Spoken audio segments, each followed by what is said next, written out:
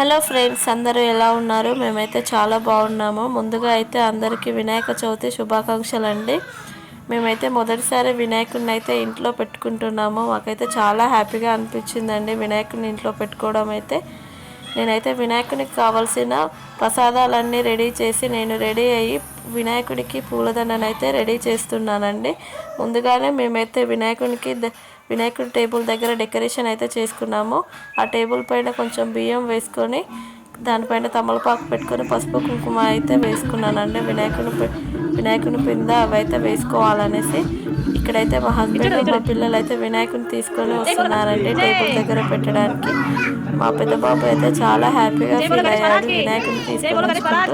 పిల్లలు ఇద్దరు చాలా ఎంజాయ్ చేస్తూ గణపతి పప్ప మోరియా అనుకుంటూ వినాయకుడిని అయితే టేబుల్ దగ్గరికి తీసుకొని వచ్చి పెట్టేశారండి.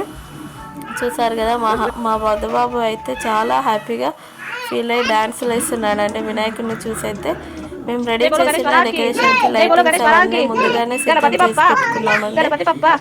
మా హస్బెండ్ అయితే స్వామివారికి కండువా అయితే కప్పాడండి ముందుగా. అలాగే ఒక పూలమాల వేసి అలాగే స్వామివారికి కావాల్సిన ఆకులు పండ్లు అయితే అక్కడ టేబుల్ పైన అయితే స్వామివారి ముందు పెట్టేశాడండి.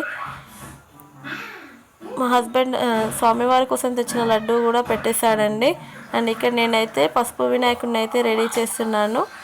చూసారు కదా, పసుపు వినాయకుడు అయితే రెడీ అయిపోయాడండి. టేబుల్ దగ్గర స్వామివారి ముందు అయితే పెట్టేశాము. అండ్ నెక్స్ట్ అయితే కలశాన్ని రెడీ చేసుకున్నానండి. నేనైతే కలశానికి కంకణం కట్టేసి ఆ తర్వాత మేమైతే కంకణాలు కట్టుకున్నామండి ఇంట్లో వాళ్ళందరము. అండ్ తర్వాత మా హస్బెండ్ అయితే పసుపు వినాయకునికి పూజ చేసి తర్వాత దీపాన్ని అయితే పెట్టుకున్నాడండి. నేనైతే అక్కడ అప్పుడు వినాయకుడిని స్తోత్రాలు చదువుకుంటూ కూర్చున్నాను. మా హస్బెండ్ అయితే పూజ చేస్తూ ఉన్నాడు.